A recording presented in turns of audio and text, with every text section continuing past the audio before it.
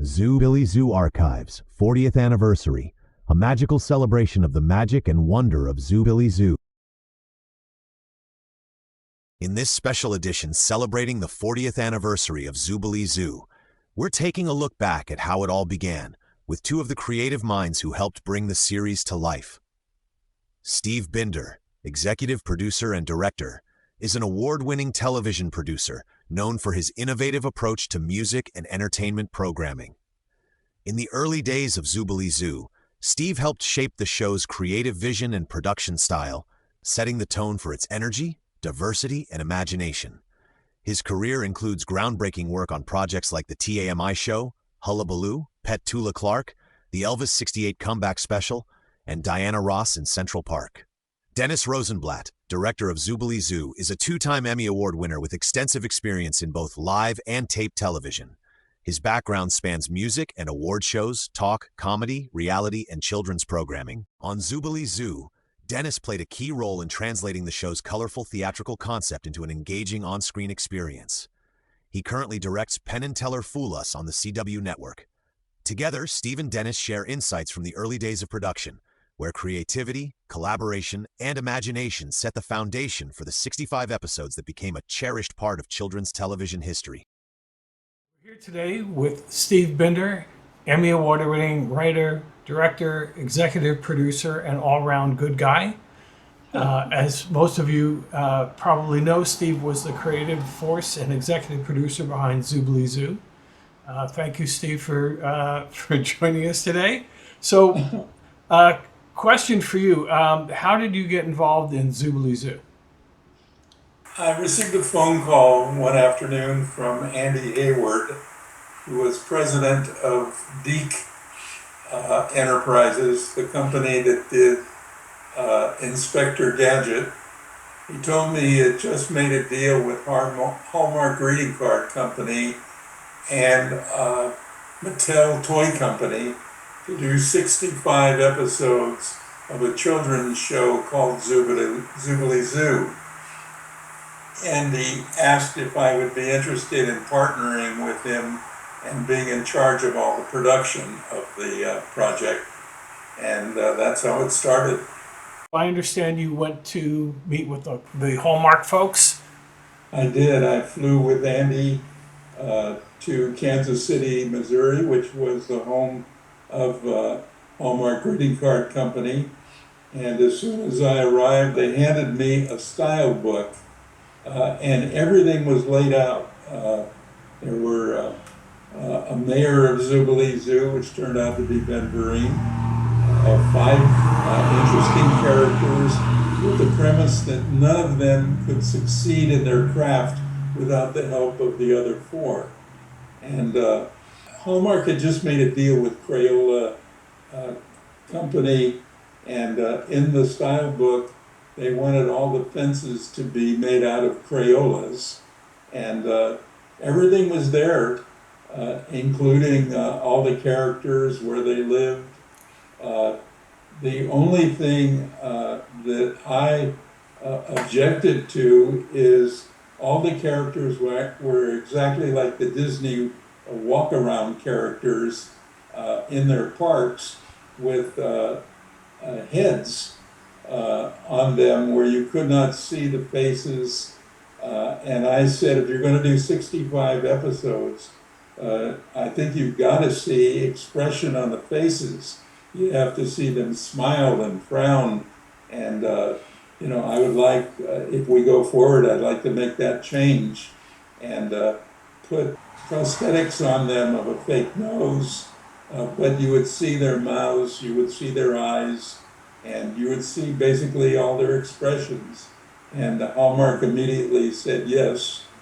And so that's how it was agreed upon to proceed. I see. Well, that was an inspired decision, Steve, because that made all the difference in differentiating Zoobilee Zoo and the characters from all the Disney and most of the other children's shows on television. So that was a stroke of genius. Where Sesame Street was took on more of an educational bent, the Zoobilee Zoo took on more of a morality bent. Can you speak to that? Yeah, I agree to you. I think our focus was the fact that a community of characters in different crafts couldn't succeed and finish their projects unless they got the help and community involved with them. And I think our main message throughout the series was the idea of working together to accomplish a goal, no matter what your craft was. And I think, I think beyond my wildest imagination, we happened to really luck out and pick an unbelievable, fantastic, talented cast. I just, between you directors and the cast and the writer, and there was very few writers on all 65 episodes. There was a head writer who really dived into accomplishing our goal. He brought a few other writers along with him along the way, and it was a miracle that the quality of Zoobilee Zoo holds up. If I ever catch an episode once in a while or talk about Zoobilee Zoo or see how the cast itself, the remaining and surviving cast, are keeping it alive, I'm so proud of everybody because the episodes do hold up. And as I said, to me, it is a miracle that we pulled it off. Well, let's talk about casting for a little bit. Now, you really took the lead on that, and while I attended casting sessions with you, it was clear that you had the best handle on casting this show. And I'm just wondering if you could talk about the casting experience and how you picked these Zoobles and what you saw in these actors that made you think that they could be Zoobles.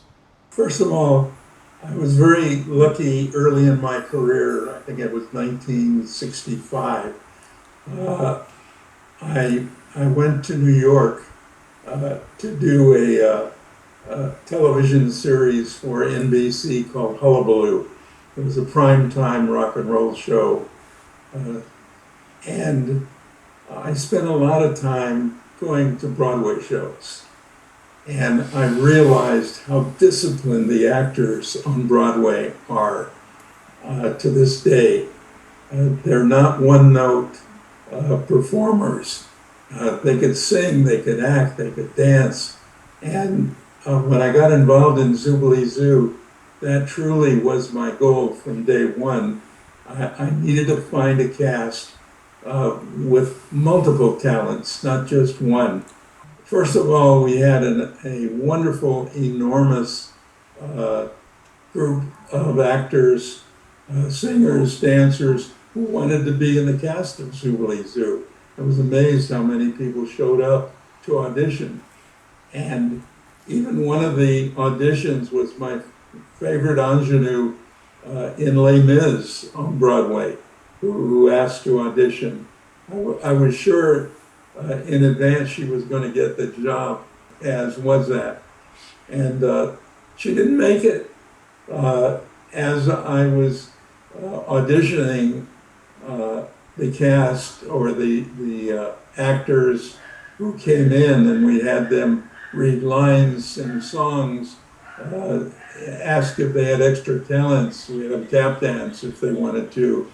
I realized in picking this cast just how multi-talented each actor was. And, it paid off so much as we progressed in doing the series.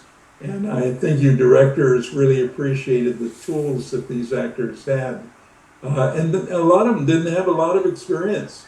They just were born with all those tools and talent.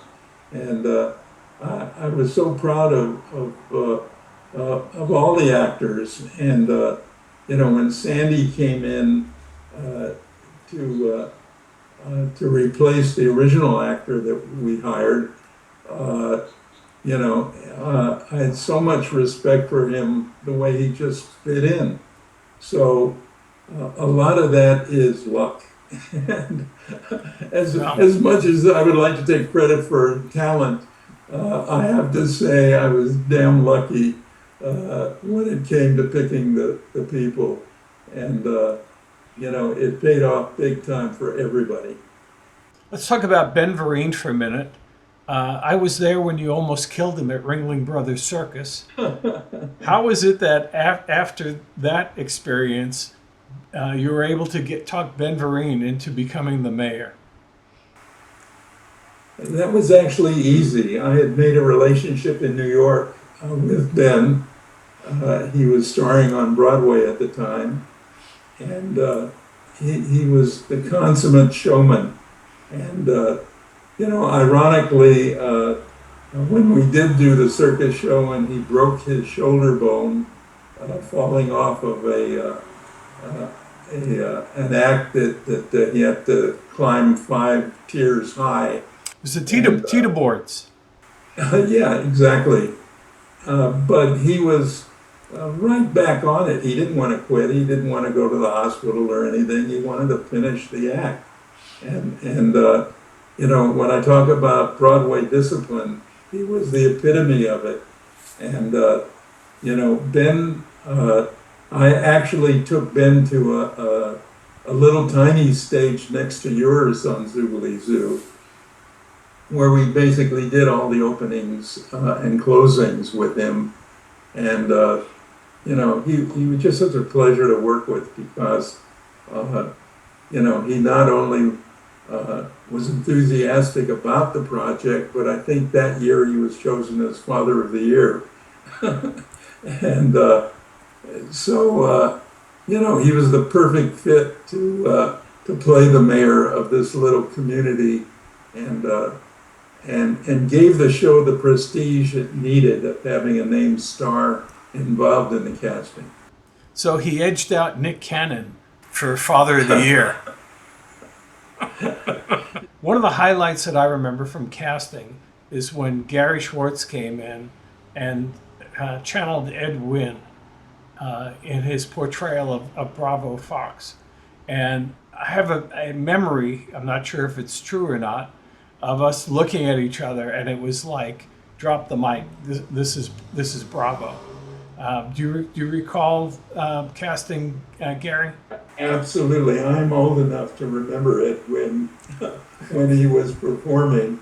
And the minute Gary opened his mouth and out came this Edwin voice, I knew that's who I wanted to be in the show. And he truly proved himself all the way through the 65 episodes. He was a wonderful character. And I have to tip my hat to you directors. I mean, you really brought out the best of all these people who relied on you to give them the vote of confidence that they were really doing a good job. And I feel the job of a director in many cases is being the parental figure who they look to for approval. And, and to give them that little indication that not only are they doing a really good job, but looking for you. If you're not happy with something and you ask them to retake it, they trust you enough to trust your judgment and to be the objective one on the set. And I think, the director's contribution to Zoobilee Zoo was every bit as important as any of us others who participated in it. Well, one thing that really struck me, especially looking back at some of these episodes, was that a lot of casts, actors have different needs and approach their craft coming at it from different directions. Some really need to peel the onion, the layers back to find the backstory as to why the basis of their performance. Some just are grateful to the comedy gods for writing a funny scene that they can deliver. But everybody is different, and when you put people together, it's hard sometimes to negotiate with each one so that everyone's needs are met. But what I found with this cast, especially after you recast the Beaver with Sandy, that the cast really supported one another, and they really became a team. They enhanced each other's performance with their support and camaraderie. And is that something you want to speak to? Well, first of all, they all committed to their characters. Wazap was a great example of finding her character, finding a little nuance in it with her laugh. It gave the character more body and reality, and they committed to staying in character throughout the entire production. And I think what you said is absolutely true. A year before I got involved in Zoobilee Zoo, I had directed a rock and roll classic movie called The Tammy Show, Teenage Music International. And I think what really made that hold up to this day is the commitment that the cast made to each other, supporting each other. And, it wasn't doing a roast where they came in on Monday and a couple of the acts performed then, and Tuesday another act came in and so forth. They were there for the entire time, rooting for each other to do the best they possibly could. And that included Mick Jagger, James Brown, Chuck Berry, the Supremes, Marvin Gaye, Leslie Gore. And I felt the same way about the Zoobilee Zoo cast. They were there rooting for each other, not just their own performances. Having had a hand in ending the careers of both Eddie Rabbitt and Debbie Boone, why do you think that Zoobilee Zoo is still a thing after 40 years? Because of quality. I would take exception with your comments about Debbie and Eddie. I think if Barbra Streisand had done Debbie's show to the letter, it would have won all kinds of awards, not based on how talented Barbara is, which God knows she is, but based on, the public wants the good housekeeping seal of approval on artists before they even judge them. And, I thought Eddie Rabbitt did a phenomenal job in Texas. That was a great special. Nobody does specials like that anymore, Steve. Well, the point is that I think, I had a conversation with an executive at ABC. I was doing a lot of professional ice skating shows with Michelle Kwan and Scott Hamilton and so forth. And the ABC executive called me one day and said, "Steve, why are your shows so expensive?" And I said to her, "Did you ever hear the word quality, creativity?" And she hung up on me. Shocking. But I think, I didn't think any of my early specials with Petula Clark and Harry Belafonte and even Elvis Presley, I didn't think they were ever going to be aired more than once originally, or even commented upon in the future. And here all of them are basically out on DVDs today and getting accolades that they never got when I initially did them and the reviews came out. But I think over time, if the show is true to its integrity and its goals of quality, it'll hold up for not just 40 or 50 years, it'll hold up forever. And that's why we celebrate the Beethovens and Bachs and Mozarts, just the way we'll celebrate hundreds of years from today for the Beatles and the Rolling Stones and so forth.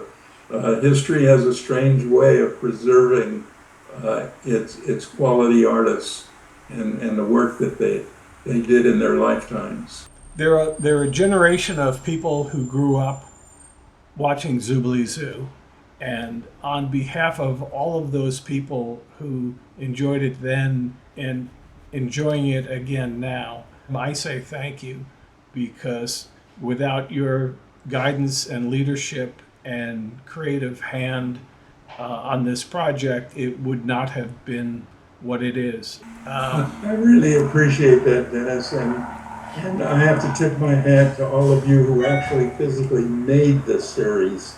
I was there to support it, and support all of you, but I wasn't physically there executing it day after day after day under horrible conditions. I remember it was summertime and we were on a tiny little stage without air conditioning, and and I heard, as I think back, I didn't hear any groaning or complaining that you hear on so many sets, and I think Zoobilee Zoo is what I call an evergreen product.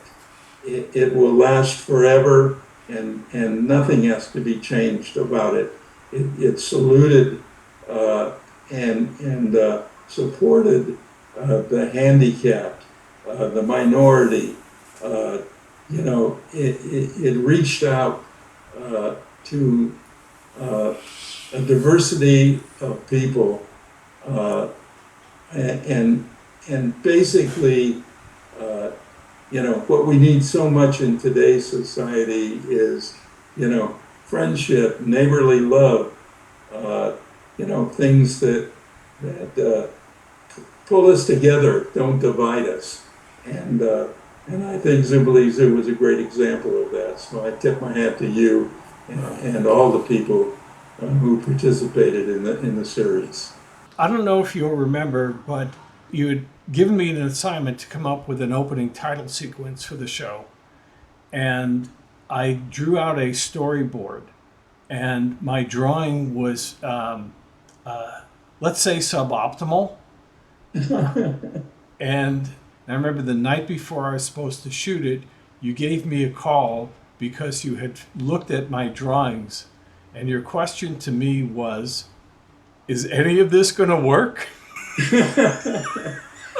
Which is always been ahead of your time creatively, and you and I had the great privilege of working together for so many years, and you were my right and left arm. I just want you to know that I really depended on you so much in the shows that we did, and had a great time doing it with great people. That's the key, people. And it never was a business, I think, to either of us. It was always, we couldn't wait to wake up in the morning and go to work, and hated to stop work and come home, even though we had great home lives. So anyway, you are a great friend, and what I've said really comes from my heart. It isn't just, doing an interview where I want to say nice things about the people that we work with. It's really sincere. Thank you for that. I can't tell you, there are a very small handful of people that I know of who really had an opportunity to have you as their mentor. And the amount I learned from you and continue to steal from you has funded my career, and I thank you for that. It's just, not to mention your friendship and your love, which is irreplaceable. Thank you, Dennis. I appreciate it very much.